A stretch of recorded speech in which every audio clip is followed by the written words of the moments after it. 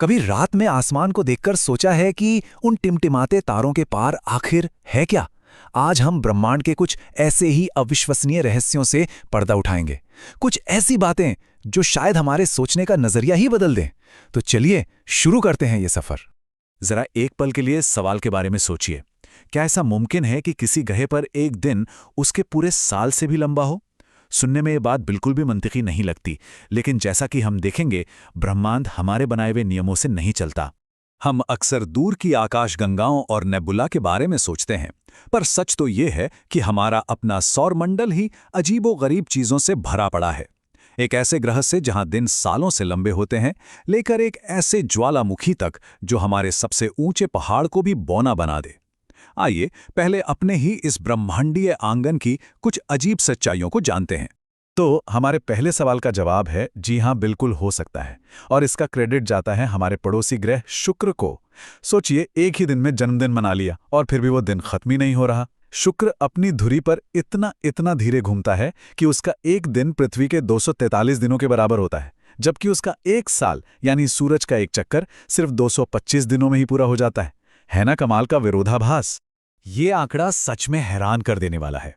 हमारे सौरमंडल का कुल वजन यानी मास, उसका 99.86% हिस्सा सिर्फ और सिर्फ हमारे सूरज में है। इसका मतलब ये हुआ कि पृथ्वी, बृहस्पति जैसे विशाल ग्रह, सारे चांद, धूमकेतु, सब मिलाकर भी 0.14% ही हैं। ये हमें याद दिलाता है कि हमारे सौरमंडल में असली बॉस कौन है। हम सब पृथ्वी पर लाल और नारंगी सूर्यास्त देखने के आदी हैं, लेकिन जरा मंगल ग्रह की कल्पना कीजिए। वहां का माहौल एकदम अलग है। वहां के पतले वायुमंडल और महीन लाल धूल की वजह से जब सूरज ढलता है तो वो नीले रंग का दिखाई देता है। एक लाल आसमान के नीचे एक ठंडा अलौकिक नीला सूर्यास्त, एक ऐसा नज़ारा जो सचमुच किसी और ही दुनिया का लगता है। और मंगल ग्रह के अजूबे यहीं खत्म नहीं होते। यहीं पर है ओलंपस मॉन्स, हमारे सौरमंडल का सबसे बड़ा ज्वालामुखी। ये इतना विशाल है कि माउंट एवरेस्ट इसके सामने बौना लगता है, लगभग 3 गुना ऊंचा, और ये इतना चौड़ा है कि ये पूरे फ्रांस देश को ढक सकता है। सोचिए, अगर कोई इसके शिखर पर खड़ा हो तो उसे पता भी नहीं चलेगा कि वो एक पहाड़ पर है, क्योंकि इसका ढलान इतना धीमा है कि वो क्षितिज के पार चला जाएगा। ये सुनने में एक मजाक जैसा लगता है ना, लेकिन ये पूरी तरह से विज्ञान पर आधारित है। शनि ग्रह, जो अपने खूबसूरत छल्लों के लिए जाना जाता है, वो ज्यादातर गैस से बना है और उसका औसत घनत्व यानी डेंसिटी पानी से भी कम है। इसका मतलब अगर हम किसी तरह एक ग्रह के आकार का बाथटब बना पाएं तो शनि सचमुच उसमें तैरने लगेगा। ये हमें याद दिलाता है कि ब्रह्मांड में चीजें हमेशा वैसी नहीं होती जैसी वे दिखती हैं। तो ठीक है, हमने अपने आस पड़ोस में तो घूम लिया, अब वक्त है गहरे ब्रह्मांड में जाने का। अब हम उन जगहों की बात करेंगे जहां पदार्थ, स्पेस और टाइम हमारी समझ से बिल्कुल परे बर्ताव करते हैं।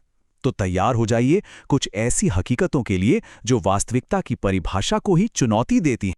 अच्छा, तो ब्रह्मांड में सबसे घनी, सबसे डेंस चीज क्या हो सकती है? शायद सबसे पहले दिमाग में ब्लैक होल का नाम आता है, और ये जवाब काफी करीब भी है। लेकिन एक और चीज है जो घनत्व को एक बिल्कुल नए लेवल पर ले जाती है। ये एक मरे हुए तारे का कुचला हुआ दिल है। बस कल्पना कीजिए, एक न्यूट्रॉन तारे का पदार्थ, और वो भी सिर्फ 1 चम्मच भर। ये ब्रह्मांड में मौजूद सबसे घनी चीज है। तो अंदाजा लगाइए, इस छोटे से चम्मच का वजन कितना हो सकता है?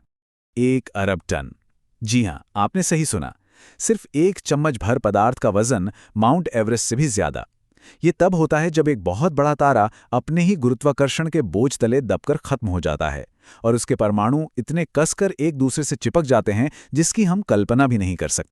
ये तुलना हमें ब्रह्मांड की विशालता का थोड़ा अंदाजा देती है। अगली बार जब कोई समुद्र किनारे हो और हाथ में रेत उठाए तो बस ये सोचना, उस हाथ में जितने भी रेत के कण हैं, ब्रह्मांड में उससे कहीं कहीं ज्यादा तारे हैं। हमारी अपनी आकाशगंगा में ही अरबों तारे हैं, और ऐसी अरबों आकाशगंगाएं मौजूद हैं। ये पैमाना सच में दिमाग को सुन कर देने वाला है। ये है वो संख्या, 1 के बाद 24 जीरो। इसे 1 सेप्टिलियन कहते हैं। ये इतनी बड़ी संख्या है कि इसकी कल्पना करना भी मुश्किल है, और ये ब्रह्मांड में तारों की अनुमानित संख्या है। ये हमें हर पल याद दिलाता है कि इस विशाल ब्रह्मांड में हमारी जगह कितनी छोटी है।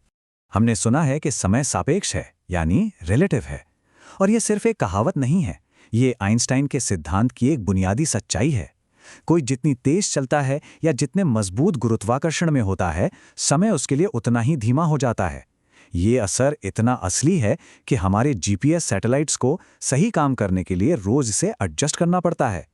लेकिन ब्रह्मांड में एक ऐसी जगह है जहां ये असर अपनी चरम सीमा पर पहुंच जाता है। ये किसी साइंस फिक्शन फिल्म की कहानी लगती है, लेकिन ये हकीकत है।